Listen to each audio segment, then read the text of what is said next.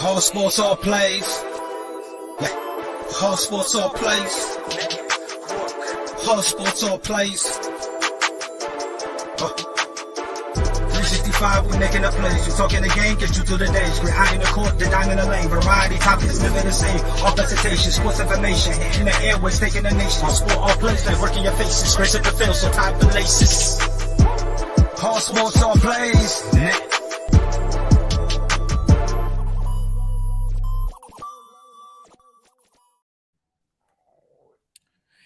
What's good? What's good? What's going on, everyone? This is Jonathan Mathis, the sports judge. It is Thursday. It is another episode of Speaking with Judgement. We got the NBA Finals tonight. We got some playoff hockey currently going on. But there's a lot of stuff in sports tonight. We got the Dodgers here on the West Coast, even though they pissed me off and got swept by the Pittsburgh Pirates. But that's another story for another day. I don't feel like talking about that today because I'm clearly not in the mood to talk about that. But I got my good friend here with me, Mitch. Mitch is the man. This guy, this is where you go if you want all the content and all the news about Philly sports. He got you covered. What's going on, my man? Thanks for joining me. Yeah, man, you and I have been talking about doing this for a while, so I'm glad we're finally here. And yes, guys, it's Philly Talk with MK on YouTube. Eagles, Sixers, wrestling, you name it, and got some big stuff coming. That's all I'm going to say. Yeah, Mitch, you know what? With the NBA playoffs starting tonight, the game is about to get underway as we speak. I was looking at the powering deck, and I find it hard to believe that the Warriors are going into this series as underdogs. I mean, that's fairly odd for a team that has so much offensive firepower, for a team that's led by Steph Curry, for a team that's been there before. They've been there and done it. I mean, this is not the first time that they've reached the NBA Finals. They've played in plenty of these. They know what they know what to do in games like this. And I'm just a little surprised, but I think a lot of it is East Coast bias, my friend. I think a lot of it has to do with the fact that the Celtics are wrapped in so much mystique that they became favorites to win this series. And then we've seen what they've done throughout the playoffs, surprising many of us, and I just wanted your thoughts on this, man. What do you think about this NBA Finals matchup? How do you see it coming down? And who do you think will win this series? Which team is going to prevail in the end? So I'm actually looking forward to this series because, the whole storylines with both of these teams, like before the All-Star break, Boston Celtics were the 6th seed. They were the 6th seed, and then Marcus Smart called them out on it, and now they're in the championship. So now they're in the finals. And then you have the Warriors, who haven't been in the finals in the last couple of years because of Klay Thompson's injury and all this stuff. So they are back in it. And this is what I find interesting. They were 73-9 before KD. They won the championship. KD comes in. They win a championship. KD's out. They're about to win another championship without KD. So for me, I got the Warriors in 6. Because, they have all the experience. They got Curry, Klay, Draymond. The emergence of Jordan Poole, Wiggins, who's my X factor. And that bench is good. So they have the experience. And Boston, I'm telling you, man, that team is good. And their head coach, Udoka, he is good. I know because he was the assistant coach for the Sixers back in the day with Brett Brown. So there's another coach that the Sixers had. But, yeah, it's going to be a good series. I can't wait. I strongly agree with you. The only difference for me is that I think the Warriors win it in 7. I think this series is a long series. I hope it's a long series because we want basketball for as long as we can get it. Because, if this series does end early, we got to wait till next fall for basketball again. But Vegas has the Warriors as underdogs, as we talked about moments ago. The Warriors open as minus 155 favorites over the Celtics. And in this series, my friend, size matters. Size is everything. The Celtics size gave Brooklyn trouble in the first round. Their size gave the Bucks, trouble. Then they met a pretty good Miami team. But unfortunately for Miami was beat up. Now the Celtics had a tough path, but they faced teams that were kind of banged up or teams that had chemistry issues like the Brooklyn Nets. This was a team that lacked cohesion and didn't have the chemistry. They didn't have enough time to develop chemistry because Kyrie Irving missed a significant amount of games. So that was an advantage for the Celtics. And then the Celtics beat a Milwaukee team without Chris Middleton. And, so they didn't have any scoring really without Chris Middleton on the floor. They didn't have that perennial closer on the floor. And then, of course, the Celtics, how they also got to the NBA Finals was getting through a very good Miami Heat team. Tyler Hero was hurt. Kyle Lowry wasn't himself. Of course, Jimmy Butler was hobbled. But I do think the Boston Celtics are going to make it very difficult for the Warriors because the Warriors haven't met a team that's this good defensively through the playoffs. So this is going to be a tough task for them. It's going to be a task to combat, for these Warriors. They're going to have their work cut out for them. And, the size and the physicality of Boston will bother and create some havoc for Golden State. So I'm interested to see this series because it's defense versus offense when you really look at the bigger picture. And the Celtics, here's another thing about the Celtics. The Celtics are a really good team on the road. They have done a tremendous job on the road, having won 7 road games throughout these playoffs. So they've been tremendous on the road, and they're going to at least steal one in San Francisco. I don't know if it's going to be tonight or in game 2, but they're going to at least steal one of these games. The experience and the offense gives the Warriors the slight advantage in this series. Again, I'm looking forward to the series. It's going to be a great series. Golden State has 3 titles. And they have 5 finals appearances in their last 8 seasons, I believe, if I'm correct. So, this is a team that's seasoned. They have seasoned veterans. They have the experience. Both of these teams, both the Celtics have proven versatile against different opponents that they face. And they have been resilient in the face of adversity. So this series is definitely going to be a great series. What I like about the Warriors, though, and here's another advantage that the Warriors have. The Warriors incorporate many of the same read and react principles that, the Celtics do as well. Only greater with precision and decisiveness. So, they have the playmakers. They have guys that can score. They force opponents to cover more ground. That's what they do so well. They force opposing teams to make quicker decisions, and it's not going to be easy. It's not going to be easy for the Celtics, but the Celtics do match up well against the Warriors. They can go with a small lineup and be very effective playing Al Horford at the 5. They can even switch Al Horford because he's a great defender on the perimeter as well. And then you have Robin Williams. Don't forget about how he's been, his defensive tenacity and what he's been for this team. He's been a plus for this team. The guy can be a solid rim protector, and then he can, kind of drift out towards the baseline, defend. He can even defend the corner 3. Just a great defensive player.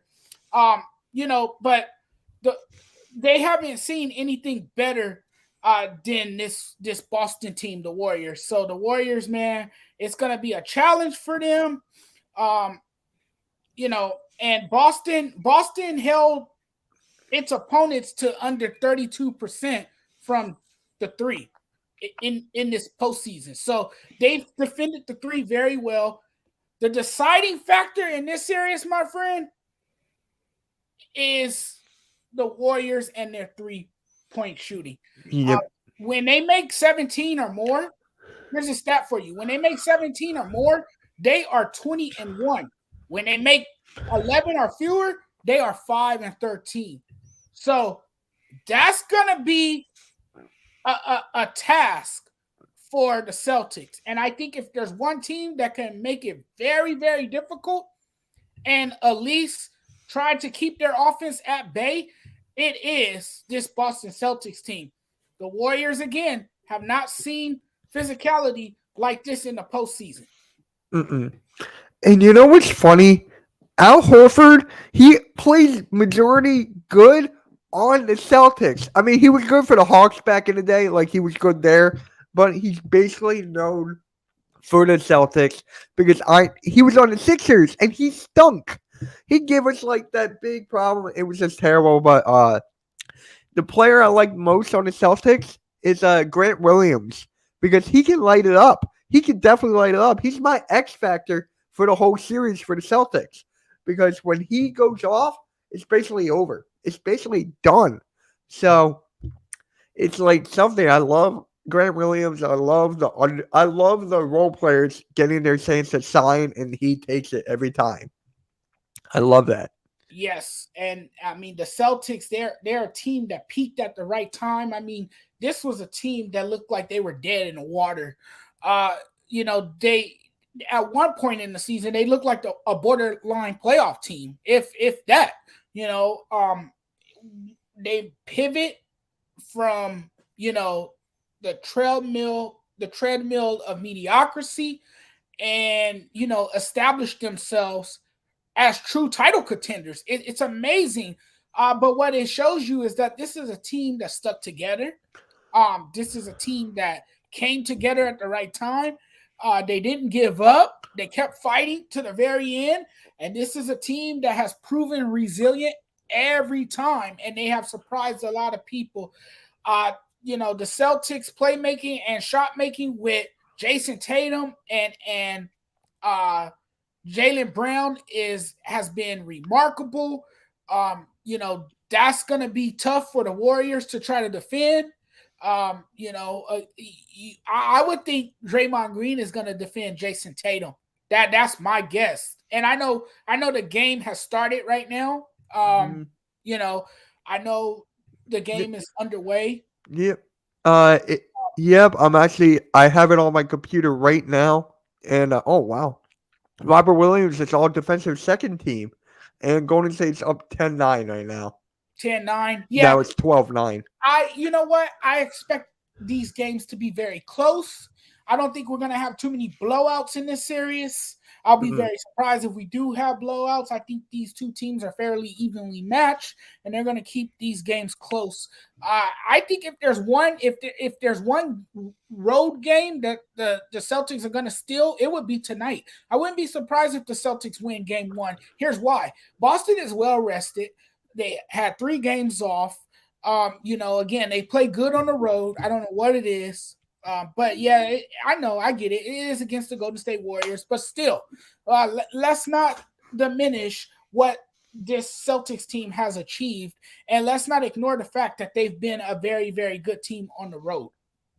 Oh yeah, definite. And I would not be surprised if the Warriors win the first one and Boston wins the second. They got to take if they lose tonight. They got to win the second one. They just got to. It's just common sense right there, but. Just bravo for the head coach, man. I mean, it's his first year, and now he's in the finals. Like, to me, that's incredible. That's really incredible. Right. And that says a lot about his brilliance as a head coach. That says a lot about his understanding for the game of basketball. It says a lot about a man with true character, a man who's done a great job to put, his team in a good position to win basketball games, a guy who's great at making adjustments. And see, what people forget is that this guy came from the Greg Popovich tree, coaching tree. So I mean, he has the experience. He learned from one of the best, and he has applied those principles with this Celtic squad. What's amazing too about both of these teams, before we move on, Mitch, is the Mhm. fact that these two teams are built with homegrown talent. These Yes. teams were these both of these teams were built through the draft, you know, and that's what's amazing about this. None of these teams went out and spent a ridiculous amount of money on a free agent. They kept these pieces together, and they have a great nucleus with their guys. So I mean, it's just amazing what these two teams have been able to do. We wrote the Warriors off a couple years ago when they were doing bad, and look what happened. They're back in the NBA Finals again. Steph Curry and Klay Thompson and Draymond Green, they're all chasing another championship again. It's incredible to watch. Yeah. And the funny thing is, they were in a lottery, and they got James Wiseman, but he's injured now, so he's not even gonna play. I really want him to play, bro. I really want him to play. I love Yeah, Wiseman. yeah, but you know what? This team's got a lot of depth. They got a lot. They got a lot of playmakers. They got a lot of people who Yeah. score. You got Jordan Poole. Uh, And Jordan Poole has emerged. This was a guy who kind of struggled. You know, throughout his career, and look where he's at now. He's on the big stage with a chance to prove to the world that he's one of the best third options on a basketball team. It's really, really amazing to see the growth and to see that this team has not only veterans star power, but they also have youth, and they have you know a great solid bench and a great rotation of players that can get the job done. And they have so many players that can score, and they can hurt you from beyond the arc. I mean, that's the Warriors' game. They love to lunch 3-point shots, and they make them look easy, particularly Steph Curry, especially when he starts his 3-point his 3-point explosions, I should say. When the shots start falling, he's just completely unstoppable. I mean, he it gets to the point where he's unguardable. You can't really slow him down. You can only hope to contain him. I mean, that's just how good of a shooter he is, and that's a perfect way to segue over to our next topic. We will move on now, and I have a great question for you, my friend. And mhm. this is debatable because we can sit here all day and talk about this kind of stuff. And personally, my friend, I've never been good when it comes to ranking players. It's difficult for me because there's so much talent. It's just an insane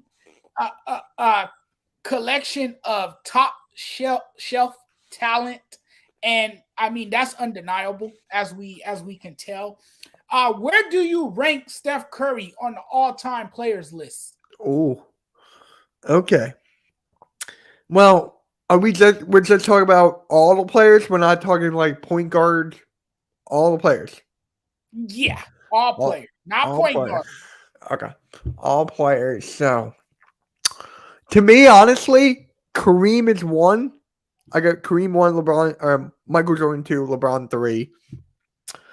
Shoot, I just did this the other day too. I forget. I got Will Chamberlain four. You just that guy's a beast. Like you can't deny that. Like people keep on throwing Will Chamberlain underneath the rug. So I think I'll have Curry like in a 10 to 15, 10 to 20 range around there. I don't have him in the top 10 yet. Now, if he wins this finals and finals MVP, then we can talk. Then we can talk like top 5, top 10.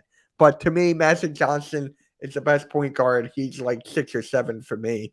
So, yeah, I'll have Curry in the top 10, top 15. For me, I definitely have Steph Curry in the top 10. Look, he's already has 3 rings. He already has 2 MVPs. I mean, he has the individual accolades. He got the 2 finals without Kevin Durant.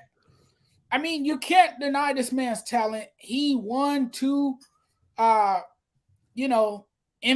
without KD. He's a 2-time scoring champion. I mean, does he have more to prove?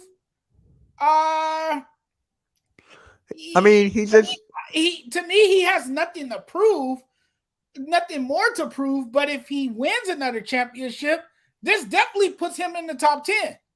This definitely puts him in that category. This definitely solidifies his status as one of the greatest to ever play this game.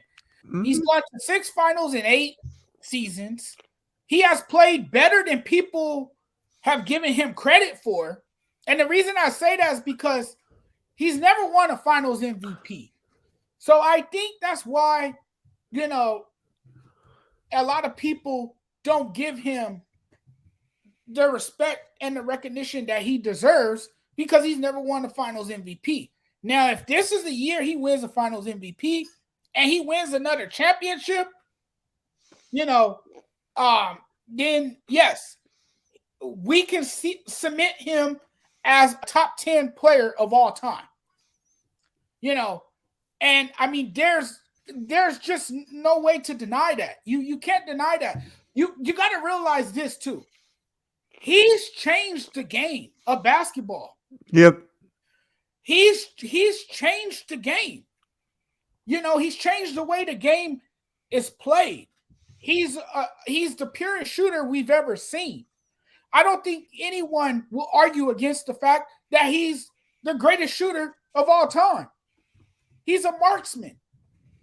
He's the greatest shooter the game has ever seen. And it's amazing what he continues to do.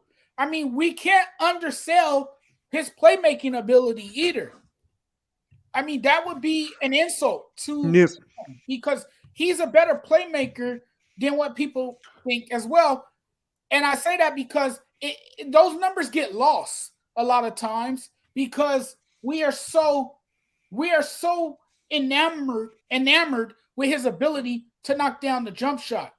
But that, his unprecedented shooting ability has changed the game. It's changed the way the game is played. It's, changed the game completely. This is a different era now. It's a 3-point driven league now. Everyone wants to shoot the 3-point shot. And Steph Curry has a lot to do that. Now, if he plays the next 4 seasons relatively healthy, he's going to join elite company with LeBron James, Oscar Robertson, Kobe Bryant, Jerry West among those, with 26,000 points and 6,000 assists. That's incredible. It is. And if he wins this championship against a very good Boston defense, he finishes the Celtics off and he hoists another NBA championship and he wins the finals MVP in the debate. Yeah, I mean, he's a top 10 player for sure. Yeah, you could see that. You could definitely say that. I'm right there on the money with you. I'm right there. But would you have him, if he wins his finals and he wins finals MVP, would you have him above Magic Johnson, who is arguably the best point guard of all time, and Curry just missed a free throw? That's tough for me to say that because Magic Johnson was more of a unselfish guard. I'm not diminishing Steph Curry's ability to make plays or to get his teammates involved. That's not what I'm saying. But when you look at Magic's game, Magic made everyone around him better. Steph Curry makes people around him better too. He helps elevate everyone else's game. but he takes more shots. He's more of a knockdown shooter type guy, if that makes sense. If you know what I mean. Yeah, I know exactly what you mean. I can't put him over Magic Johnson because also he plays in a different era, unlike Magic Johnson. Magic Johnson played in a more physical era. Magic Johnson also had arguably the greatest big man on the floor playing alongside him as well, and that was Kareem. I mean, so, this is an argument that's debatable. It's tough for all of us. I think it will be, but I do think it would be unkind and unfair to denigrate Curry's achievements. Now, when Magic Johnson was a rookie, he won the finals and he won it as a center. Yeah. That's just unreal. And he beat my Sixers. God dang it. But It's just bruh, if he didn't have what he had, he could have had a much longer career, won more championships, I feel like. Absolutely. And Steph Curry's on pace. I mean, is it the realm of possibility that he could reach 2 or 3 more NBA finals before his career comes to an end? I mean, it's a great possibility that we could see Steph Curry appear in some more finals games in the upcoming years. If he continues to stay healthy and he continues to play the way he's playing at such a high level, we could be sitting here talking about him adding on to his legacy. Solidifying his resume. We could be sitting here having that discussion, Mitch, if this continues on. Because it doesn't seem like Steph Curry is slowing down anytime soon. Yeah. I'm telling you. It's going to be something, but Curry, I feel like, to solidify, he's got to win this finals and finals MVP. He's the first one ever to win the Western Conference finals MVP. So you got to put that in there as well. That's going to mean something in the future. That's definitely going to mean something. Yeah. It definitely is. Yeah. Now, my friend, we move on from the NBA. We got to talk about a little hockey, man. Now, I know hockey is not the most popular sport to many, but hey, it's a fun sport. Like I always say, it's one of those sports that people don't truly appreciate. They don't value like they do when it comes to the NBA, MLB, NFL, that kind of stuff, right? Mm-hmm. Those particular sports. Everyone's focused on the big three. But we got ourselves a good series with Edmonton and Colorado. Who do you have winning that series? I really got to think about this because it's too good. Oh my God, it's going to be tough. So, as I'm thinking about it, who do you got winning? Is that game still scoreless, by the way? Oh, it's still going. Yeah, I got you to score. It's a commercial right now, but the last time I saw it was just Golden State was up by like 5 right now. But yeah, it's gonna be Colorado's winning 3-0 right now. Oh, okay. Yeah. Well, even before this score that we see right now, which is 3-0 Colorado, I have picked the Avalanche to win this series. And, I'm a huge fan of Connor McDavid. I know you've heard me talk about him. I know you saw the video that I did about Connor McDavid because I'm a huge fan of him. I think he has emerged into this superstar player. He's a fast skater. I mean, he's just so fun to watch. I mean, it's a treat every time the man is on the ice skating, and his skating ability and his speed, to me, is just unmatched. There's no player that's doing it better than him in the game today. I think he has quickly become the face of hockey. I know that sounds silly to a lot of people. I know that sounds crazy, ridiculous. I mean, they could take it however they want it, however they want to, but damn it, he is the face of hockey. And, eventually everyone's reign comes to an end. And I think, even though Sidney Crosby has shown that he has not lost a step and that he is still one of the many faces of hockey, as well as Alexander Ovechkin, this league now belongs to Connor McDavid. We've seen what Connor McDavid has done in these playoffs, but Colorado, to me, they just have more depth. They have a great line, top line. They have guys that can score. They have a number of guys that can score on that team. They can put the puck in the net. They skate really well. They have a great offense led by Nate McKinnon. And then, of course, you have Cal McCarr as well. He's doing his thing, too. So you got guys that can score. I just like this Colorado team. And I know Connor McDavid might have something to say about that.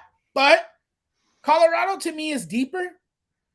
They're just an overall better team. They had the best record. They had the best record in the Western Conference. They had the second best record in hockey this season. And they skate really well. They just play good team hockey. And overall, they've been the more physical team. I think I just give them the slight edge to win the series. But I do think the series go all 7 games. It definitely could. It could definitely go all 7. So, what's tough, though, for me? I mean, what's the series? What is it? This is game 2 tonight, and Colorado already took game 1. Colorado took game 1. So with hockey, it's just like basketball. People forget about it. It's just momentum. If someone scores, they're going to get a huge momentum and the other team can get it. So Colorado got the first one. They're up 3-0 right now. See, it's tough. I tell you this, though. I really like Edmonton's top line. Me too. At top line, you have Connor McDavid. You have Leon Drysdale. You have I always say his name wrong. Draisaitl. Yeah. Leon Draisaitl. I mean, and you have Evander Kane. That's your top line. Those 3 guys can score. And what's amazing, Kane, I believe, has the most postseason goals, if I'm correct. He's definitely up there. I don't know if he's won. If he is, great. He's amazing too. So, I mean, you got a number of options on that Oilers team. Again, I just think Colorado's a bit too much for them. I think Colorado's going to be a handful. Edmonton's goalie, Mike Miller, he struggled in the first game, and now he's struggling again, it seems, in game 2.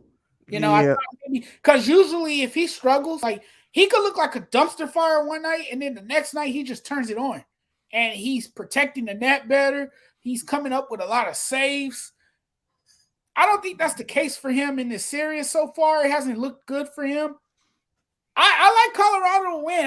Look, this series is going to shift back to Edmonton. Edmonton can go home, flip the switch. This game is not over because Edmonton could score that quick too. They could light up the scoreboard too. They can get hot on ice really quick too. Oh yeah, definitely. So, I'm not going to count them out just yet, but if they lose this game, their backs are really going to be against the wall. That's going to put more pressure on them having to go home and try to take the one game at a time approach. Yeah. So for me, if Colorado does win, I have Colorado in 6. But if the Avalanche wins tonight, I got Colorado in 7. This game means everything. Once you're the away team, the first 2 games, you got to steal at least one. But something's telling me go with Colorado, man, and that's what I'm going with. I'm going with Colorado in 6. Yeah, I'm going with Colorado too. Like I said, I just feel they're the more talented team. They're more complete. And I just feel like they have, but both of these teams to me have star power. That's what's so exciting about this series. It's a high octane series. That's all everyone's been talking about. That both of these teams can really score at such a high volume. Yeah. And that's what that's what we've really been talking about. But as we can see, is that there's been some major concerns with goaltending. But I don't know. I think both of these teams are good at scoring. Yeah. It's very evenly matched. It's very evenly matched. But I don't think Edmonton is out of it yet. I think Edmonton will make it interesting. This is a series that I was so anxious to watch. Better than the one we have on the East Coast. Yeah. I'm more excited about this series than anything else. But we'll move on. We'll move on from hockey. We're going to talk a little baseball, my friend, because I don't know if you heard about the Tommy Pham story. I actually have not, maybe a little bit. Yeah, that's why I was saying. I don't know how you are familiar with it, but Tommy Pham, man, he's talking. And he's talking a little bit too much. Okay, now look, I think he's talking because he wants to make himself relevant, because he hasn't played well in recent years. He has a batting average of .233, if I'm correct. I don't know that number from the top of my head, but I think that's accurate enough. If it's not correct, you get what I'm saying. He's struggling behind the plate. He hasn't seen the ball really well. And he's on a crappy Cincinnati Reds team. If you put him on a good team, he will be probably the 4th or 5th option in your outfield. That's how terribly bad he's playing. But I don't know if you heard the comments he made. Okay, so how it all started. Last week, when they played the San Francisco Giants, the Cincinnati Reds took on the San Francisco Giants. And before the game, a very angry Tommy Pham slapped Jock Peterson. He slapped Jock Peterson. Okay. You know what he slapped Jock Peterson over? You're gonna laugh because this is very comical. You're gonna really, really laugh if you don't know. He slapped him over a fantasy football dispute.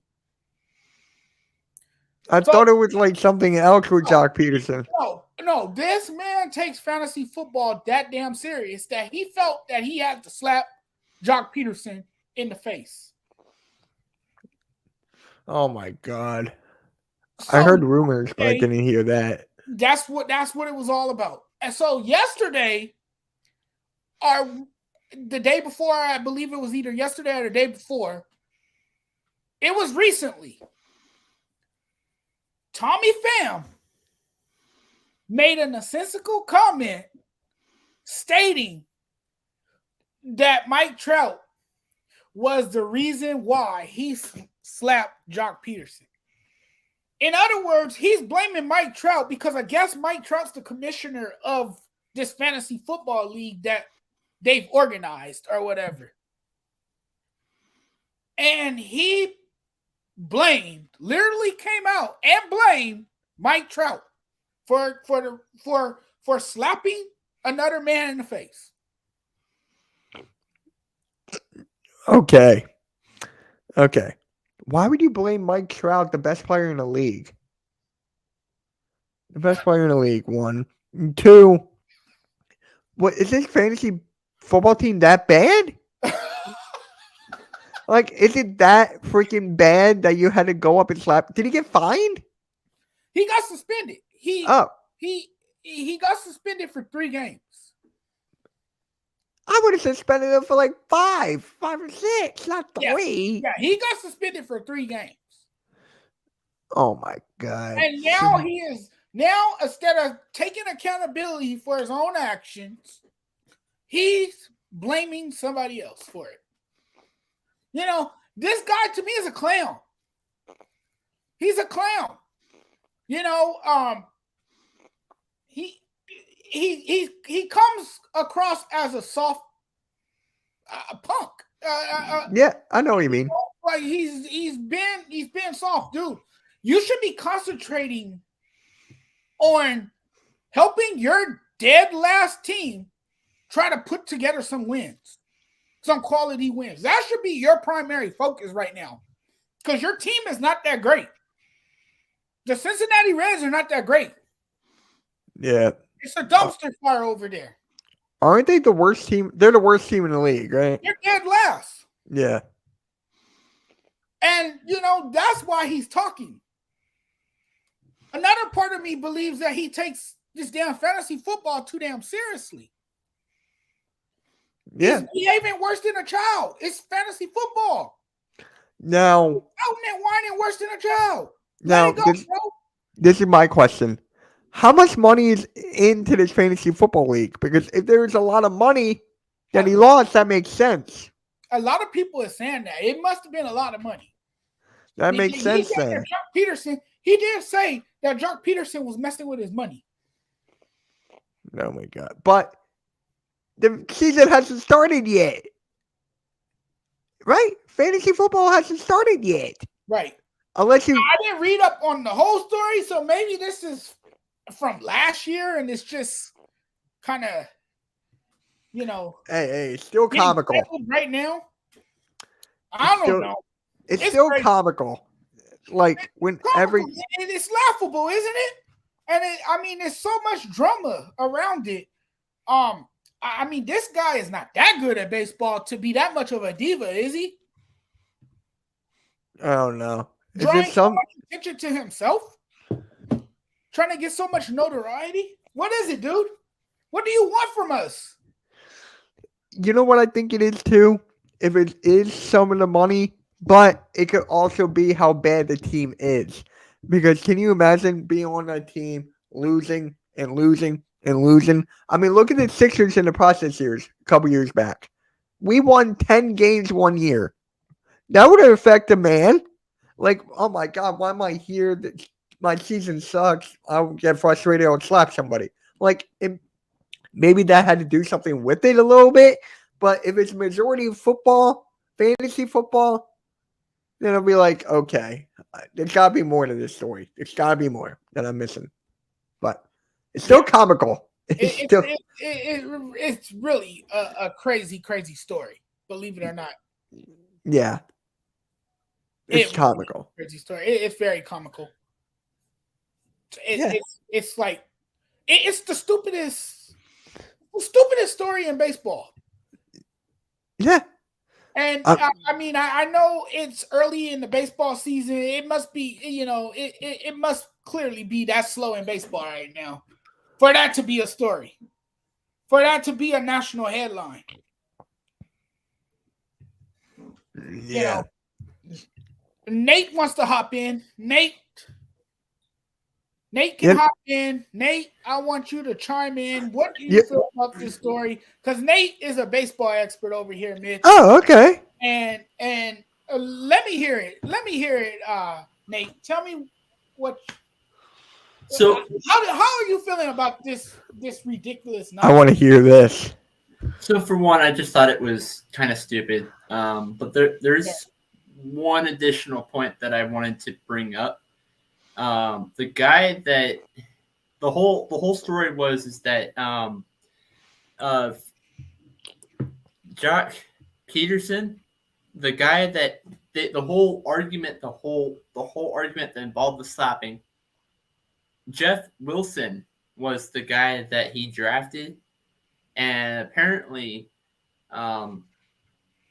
apparently they wouldn't allow wouldn't allow Jeff Wilson, running back for the San Francisco 49ers, to be put on the bench because of how many games that he did not actually play last year. Yeah. And so he was kind of frustrated about that. And so that's why he went up and made the slap. See, it was like a build-up. It was a build-up, and he just let it go. That makes sense. Like I said earlier, there had to be more, and there was just build-up animosity. Well, it wasn't with just my team losing that and fantasy football. It builds up in the man. I didn't know fantasy football was that important. Oh yeah. If you're in a fantasy football league for a lot of money, like a couple grand, that does something to a man. That can do something to a man. But I don't play. So I don't understand this whole Mike Trout thing. Mike Trout was the owner and the he basically created the league. He was the commissioner. So he's the commissioner? He's the commissioner of the league. Yeah. But if he's the commissioner, right? Football works.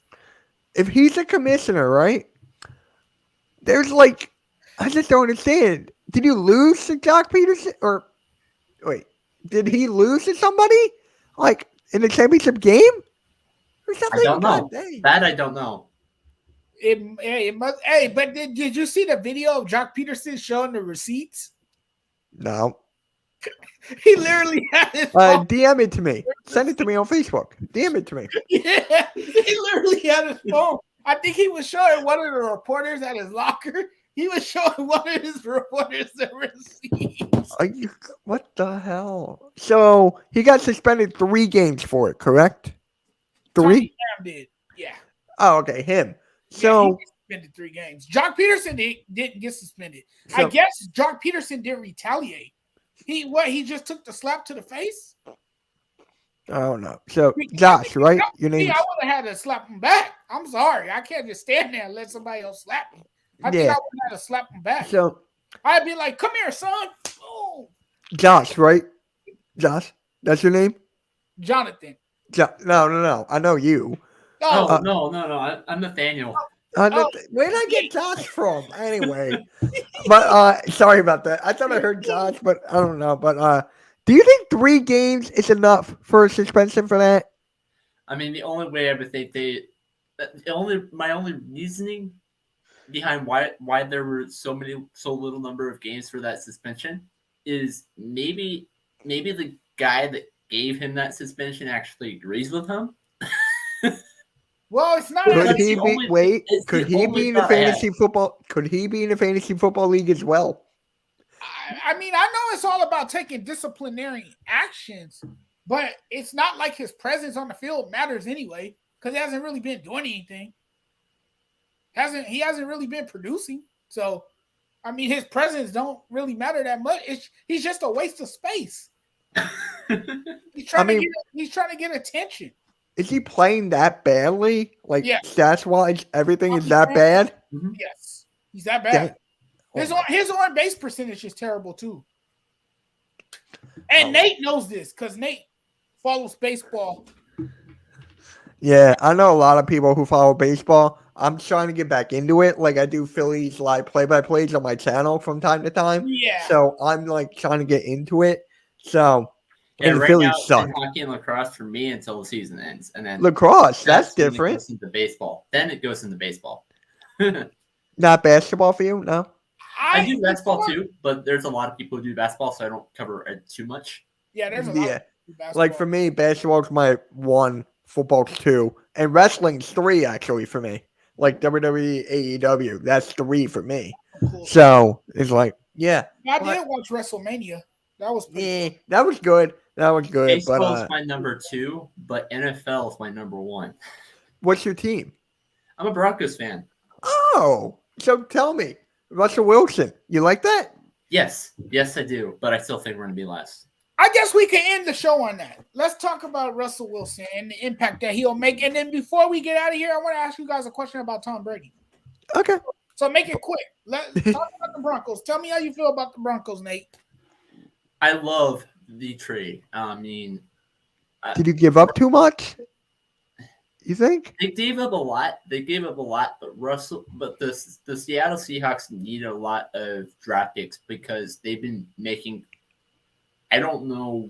They've been making a lot of weird trades, giving up draft picks. So getting all those draft picks, I think, really helped the Seattle Seahawks a lot. I like Noah Fant. It's a good pass. He can catch the ball, make yards after the catch. But one thing he can't do is block. And he's tight end. So I understand why we got rid of him. Shelby Harris, I can understand that. And especially Drew Lock. Yeah, I want him out of Denver. But he goes to Seattle now, and I live in Washington. So, I mean. Oh my God. So are a lot of your friends like Seattle fans? Well, I just moved here. So, I mean, my friends are actually, like, I have one friend from work who is a baseball fan, but everybody else doesn't really pay attention too much to sports. Gotcha. Okay. Gotcha. That makes sense. So, all right. Sports judge, Tom Brady, hit me with it.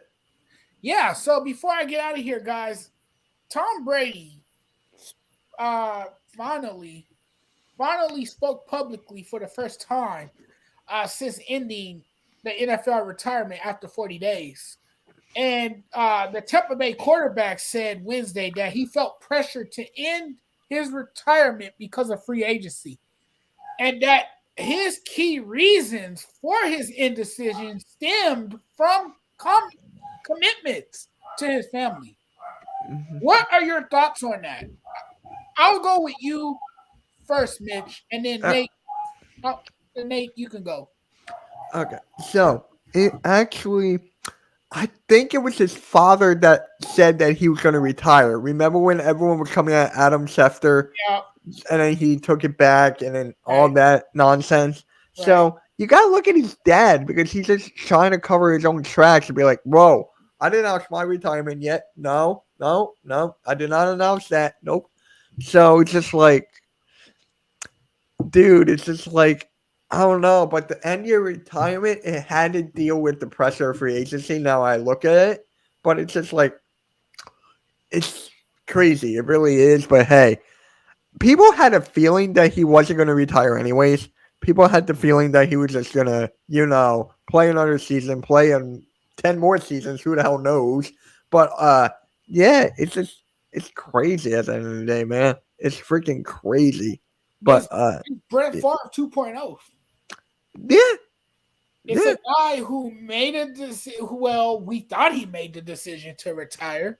Maybe he was contemplating retirement, and maybe he did. Maybe he did really officially retire, and then all of a sudden he had that itch to play again. Yeah. And here's the. We threw him a retirement party as if he was leaving for good, and then days later or months later, he announces that he's coming back. Nate, what do you think about all of this? Because of the whole free agency thing, I actually understand why Tom Brady would want to come back. You look at Russell Wilson, he got traded. We just talked about that earlier. You look at Khalil Mack, he's gone. You look at you did get Carson Wentz into the conference, but the NFC just got so much easier to play in. You got really the only two teams that I would worry about if I were the Tampa Bay Buccaneers would be the New Orleans Saints, who, yes, they are in that division. But also you guys have to worry about the Rams from last year because they did win the Super Bowl. And then, But what else does Tom Brady have to prove? I mean, he's the most accomplished quarterback. He's arguably considered the GOAT. He's won multiple Super Bowl. We beat him. Yeah. We beat him in the Super Bowl. Guys beat him in the Super Bowl. The Eagles did. And the Giants did twice. The most decorated quarterback. I mean, what else can he possibly do at his age? And I understand he has a passion for the game. He has a desire to continue on with his career. And if he could continue on with it, great. If you want to continue to play football, play football. But what more is there left for Tom Brady? I feel like Tom Brady has done it all and more. I agree with that. And he signed a huge, massive deal with Fox. So he's going to, if I were him, hang up the boots, get my money with Fox. Hang up my cleats, put my cheating away, my football deflated gate, put that away. And, do Fox. You know what? They say winning cures everything. So I don't think he will live with that infamy. I think the cheating scandals will continue to follow him for the rest of his career. No doubt about it. But I think his true greatness on the field will overshadow that, especially what he was able to do in Tampa Bay after coming there in one season and leading that team to a Super Bowl. It's amazing. It's amazing. But, it's been a great show, fellas. It's been a great, awesome, and fun night here with you guys. And I want to thank Nate for running production for me. Thank you, kind sir. Thank you so much for your time. And Mitch, my guest, man, thank you so much for coming on. I know we've been talking about doing this for a while. You have been wanting to collaborate with me for a while, and this was perfect timing to have you on my new show. Hey, thanks for coming on, man. I'm going to let you have the floor now and tell everyone about you. All right. Well, thank you for having me on. I mean, you and I have been talking about this for God knows how long. And I've been watching your channel. I've been watching your videos. Keep pushing them out, man. Keep pushing out. That's how the algorithm goes. Do a lot of live streams. That helps. But, yes, you can find me on YouTube, Twitter, Instagram, Snapchat. And, yes, I actually do have a TikTok. People told me to make a TikTok. I got one. So I got one there as well. Fully Talk with MK. I don't do dancing and stuff like that. Hell no. But, yeah, man. Eagles, Sixers, wrestling content. And there's a new network coming out. That's all I got to say. Nice. I can't wait. To see that new network.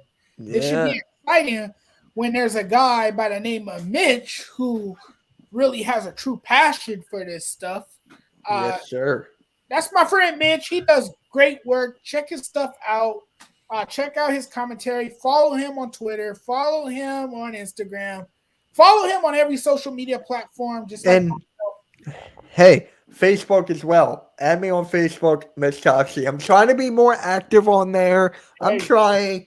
But it's just like same way with Twitter. I'm doing the same way with Twitter. I'm trying to Twitter, that's my bread and butter. Twitter's my bread and butter. Instagram is like there. So for me, it's Twitter. If YouTube counts as a social media. Twitter is missing an edit button, though. It's there. You just got to watch out and delete. You just got to watch out. But for me, it's Twitter. Do you guys count YouTube as social media? People say no. People say yes. I'm guessing you could make the argument that it's social media because it is videos. Only for content creators. Okay. And it is another platform. I don't know. I'm not counting it as a social platform then. I am not. So I got Twitter, Twitch, Instagram, Facebook, Snapchat, and TikTok. All right. Gotcha. Yeah. Well, thanks for joining me, my friend. And I want to thank all our viewers out there. You guys are awesome. Thanks for joining us tonight. Thanks for hanging out with us right here on the ASAP Network. Please subscribe to our network. Please follow us. And please share our content with all of those out there. You guys are awesome. Without you guys, none of this is possible. Thank you guys so much. Enjoy the rest of the NBA Finals tonight and enjoy the hockey. And Dodger fans out there, I feel your pain. Oh, wow. Golden State's up by 2, 49-47. And All right. Boston just tied it up, 49 up. See, it's gonna be like that the rest of the night. Let me get out of here and go watch this game. You guys take care of yourselves. See you later, Mitch. Thanks for coming on again. Yep. And thank you as well, Nate. You guys Yep, take care. We'll do this again. We'll Nice to meet definitely you, do Nate. this again. And see you guys all next Thursday for another episode of Speaking with Judgment. All sports, all plays. Yeah.